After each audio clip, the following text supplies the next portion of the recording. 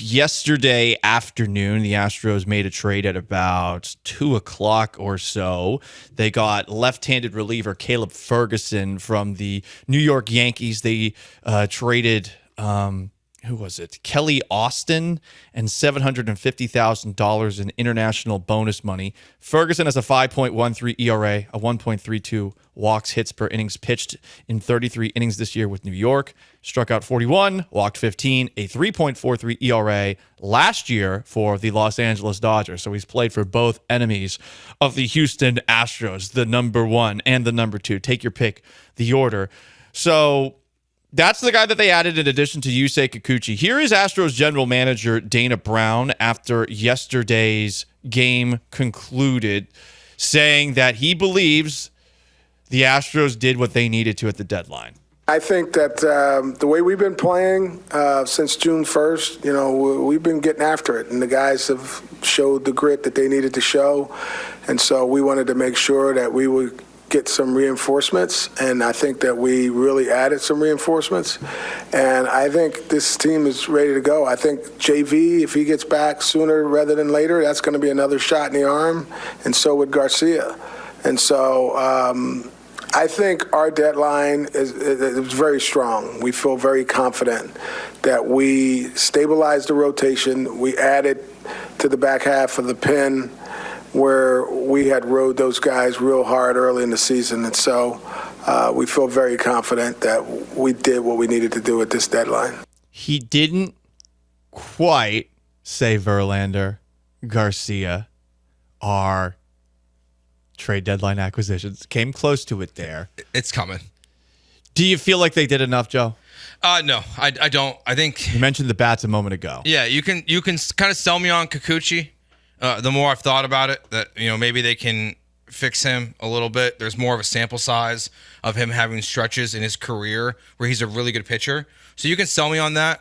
Caleb Ferguson, they're doing the same thing. Joe Espada talked to yesterday after the game or before the game about what they think they can fix. So they clearly just think like they are the wizards of pitching in Major League Baseball and are going to fix all their problems. But they didn't add a bat at the deadline. And in a trade deadline where not a single top 100 prospect was traded across Major League Baseball, I feel like you could have got more. And maybe it was the right decision not to. Yandy Diaz, the reports came out yesterday after the deadline ended that the Rays were asking for 3 to 4 prospects. That's a little rich. This is one of those delicate balances where they needed to add more to the lineup, but do I really want to see the Astros give up 4 more prospects? I don't know. Take your pick. You can have Yusei Kikuchi, or you can have Yandy Diaz. Because you said that's a little rich, but hey, they traded 3 prospects for Yusei Kikuchi, who's got a 4.75 ERA and something like a 7 ERA the last couple of months. Yandy Diaz. Yandy Diaz over I would have Kikuchi. rather had Yandy Diaz in this lineup. He hit 330 last year, and he's hitting above 290 right now. It is a significant upgrade at first base.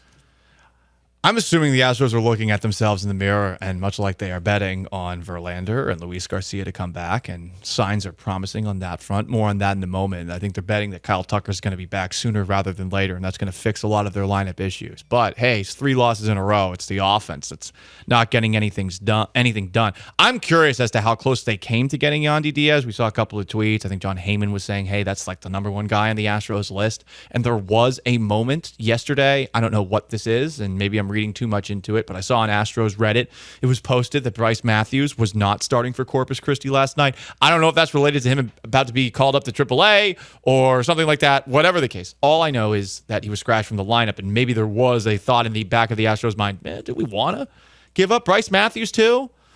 That sounds to me like he was the center point of discussions around Yandy Diaz or another player. And at this point, I would rather keep Bryce Matthews. I think that, while they're all prospects and they're not all going to hit, I like to keep a couple, lottery tickets that I feel pretty good about. And Bryce Matthews was Dana Brown's first round pick as the Astros GM. And you got to replace Alex Bregman next year, most likely. And maybe Bryce Matthews is that guy. Maybe he's not, but maybe he is. So I would rather keep him in that situation. So it just seems like the trade was too rich for their bloods, but they sure as hell must have been considering it because he definitely was part of it. The Tigers did this the 2 days before. They scratched Jack Flaherty. and the potential of dealing him, which eventually they did to the Dodgers. So this is a common practice we're seeing in baseball now, where guys are just not in the lineups if they're the main point of contention in trade talks. No, not really. I mean, if something fell in our lap and it didn't require, too much money or too many prospects, we would have thought about it. But we were pretty much satisfied with what we got done in the last 2 days. And as I mentioned before, to add those 2 pitchers to our pitching staff, we feel like that's going to really give us a boost and get us a chance to go on a run and get deep here running after this division. That is Astros general manager Dana Brown yesterday in a press conference after last night's loss to the Pittsburgh Pirates, talking about what they added at the trade deadline. The question that he was asked there was whether or not the Astros were looking at adding another starter. A name that we touched on as we got close to the trade deadline last week was Tiger starter Jack Flaherty. The Los Angeles Dodgers were able to get him, and they did not give up much to get him. Just 2 prospects. And some are wondering, Joe, seeing as the Astros gave up 3 guys, if they gave up too much in trading those 3 prospects, 2 of which have already played at the major league level, for Yusei Kikuchi. I would say the answer to that is no. The more I've thought about this, the more I want to double down on what we talked about yesterday. I don't feel that bad about the prospects that were traded away. Like that's why I'm not really worried about what they gave up. Same. The further away I get, I'm gonna miss Joey Loperfido. Hey, you know what? Joey Loperfido, 0 for 1 as a Blue Jay. Oh, you dick! You're being just like you were with Blair Henley. I could say that, right? No, I don't know. You're being a meanie pants again. Fine, that's more PG. That's more politically correct. I accept what you said the first time as acceptable. Though. Okay. I listen, I don't know. I'm making Sean's job tough. You know here. what? I'm not offended. Okay. So that's all that really matters. Joey's my guy. I know he is too. I'm just joking. One of the people I've dated in the last month said that I have an Italian ass, so I consider myself Italian now. Prego. And I feel like Joey Loperfido is someone I'm going to miss, even if he doesn't end up having that big of a career. Yeah, every time he makes a web gem level play in the outfield, we're all going to have a little bit of remorse. But to go back to what you were saying, ultimately, are they giving up that much? It's more that they gave up 3 guys for a rental than anything, a rental that I wonder if he's actually going to be able to be fixed. You pointed this out last night. If there is a reason that the Astros have for getting the 2 guys that they got, Yusei Kikuchi and Caleb Ferguson, right? It's that they think they can fix him. Yeah, so Joe Espada's quote was that he said, "I'm excited to get him here and get him with our pitching guys and walk him through a couple things that we think can help him be a more effective pitcher against righties and lefties." So once again, just like they said with Kikuchi, like they clearly think that there's something that they can fix. But when you acquire players at the trade deadline, selling us on the idea of, well, they're a little broken, but we need to fix them, isn't like the biggest ringing endorsement for a player. That's like every woman with any guy ever. Any hot guy ever. I can fix him. Yeah. If you have a friend, if you have a lady friend, and she starts dating a new guy, and she goes, well, he has this wrong, this wrong, this wrong, and then but I can fix him, tell her to run, because she's wrong. But they all do it. They all do it. They all do it. They all want to fix you. They want to cut your balls off. You know, they're listening to Coldplay at night.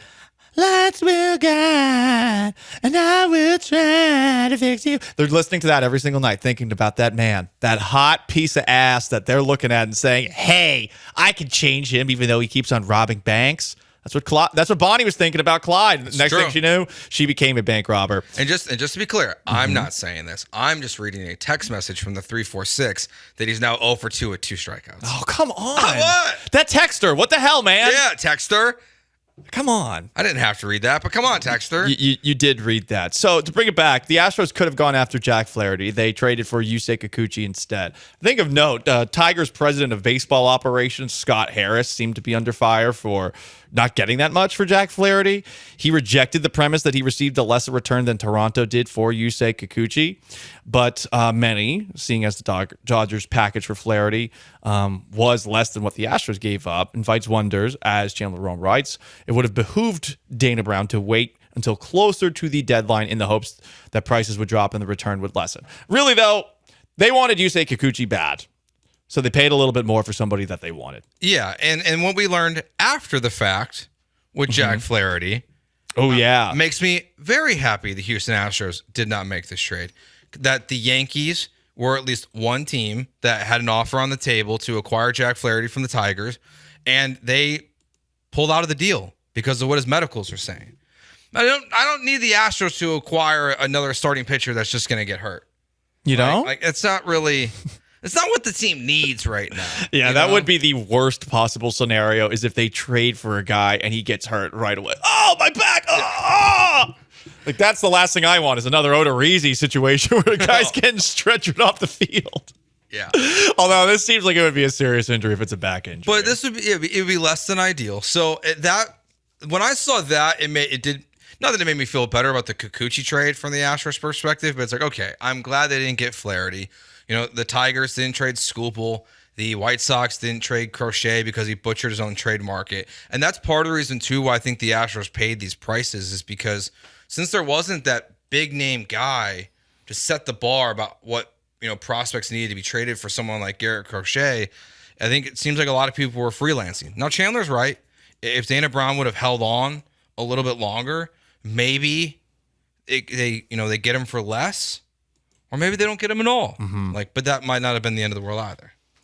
By the way, I'm glad you mentioned the White Sox and Garrett Crochet, who didn't get traded. Did anyone see what my close personal friend, Ozzie Guillen, who one time told me to grow the bleep up, mother bleeper, he had this to say about the White Sox who were making demands at the trade deadline? And by the way, they lost a 16th straight game last night. Here is Ozzie Guillen, former Chicago White Sox manager. Right now, it's just kind of, I thought of the trade because I don't know, for some reason, some players out there, they think they're going to get traded. They're like, no, a couple guys making... They've made comments. Comment about they want to say, who warned you? For real, it's like, who you make the comment like, you hear? Who want you? Damn.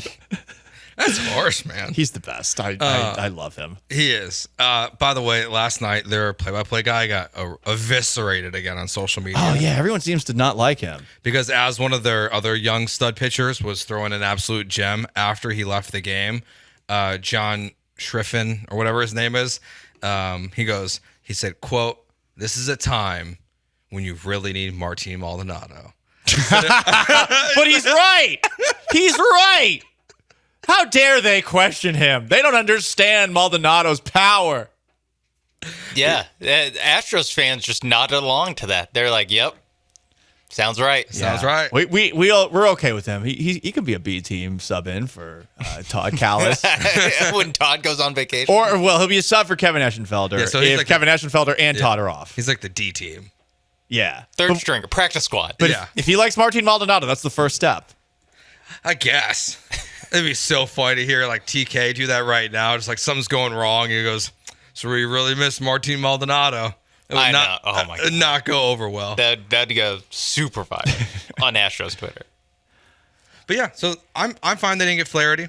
It would have been nice, but you find out the back injury, don't want him. So it could have been a better deadline, but we'll see how it goes for him. A lot of vitriol towards Dana Brown on all mediums, Twitch, grinding on coffee and whiskey. I checked out Mr. Brostash. Dana Brown just pissed on the entire city of Houston and wants us all to believe it's raining. I mean, It's look, been raining a lot. Rained a lot the last couple of weeks. he is a politician. I mean, there's a part of me that remembers with James Click, like as a content guy, like I had nothing to go with James Click. But I also, now that we've had some time to be away from James Click, I also trust James Click as a general manager more than I trust Dana Brown. So Pick your battles. Do you want something to talk about every single day, or do you want competence? It's kind of like Dusty Baker, Dusty Baker, Content Factory. But Dusty, the anti-Dusty brigade was over the top. I will go to my death feeling that way. With James Click, we all were dumping on James Click, but I mean, what would you rather have, content or competence? Everyone listening wants competence, and honestly, to a degree, I want competence too. Like, I don't want Rafael Montero, I don't want a Jose Abreu contract, but what would we talk about? I will. Yeah, it would have been tough without Jose Abreu the first month or two of the season. It would have been, sadly, because everything was bad. But they also would have been better. We have a couple more comments here on the text line, and again, it's like vitriol about Dana Brown. From the 2A1, Astros fans will personally pack Dana Brown's bags and drive him back to Atlanta, Georgia if the team misses the playoffs. Honestly, driving to Atlanta, Georgia is probably easier than driving to Busch. I mean, Busch is god-awful. It's a nightmare. Wasn't one of the runways shut down this morning? Probably. I thought I saw that. That happened to me on the way home from Florida. There's no flights. There was a repair pothole at Hobby on my way home. We got stuck at the airport for 4 hours. Don't slam Hobby though. Hobby. No, I'm just stating if there was a pothole. It's not, on the runway. on the runway. So they had to shut that runway down. How long was it there? That's what I want to know. Honestly, I think it was there when we left. Because Okay. as we were leaving to Florida, we felt this, and Oh. I was like, oh, we're going to die on this flight. And then we were fine the rest of the way. But I don't know if the plane I was on caused it or we went over it. But yeah, it felt like it. Oh man, Hobby is just. I think it's stress-free relatively. 100%. It's my favorite. It's like my favorite airport. Yeah. Because, I mean, you go to Busch, like, God, if you're going in Terminal C, you're just screwed, number one, because of all the construction.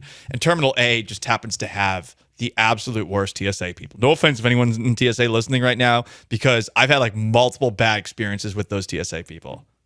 Are they just judging you? Just tighten it up.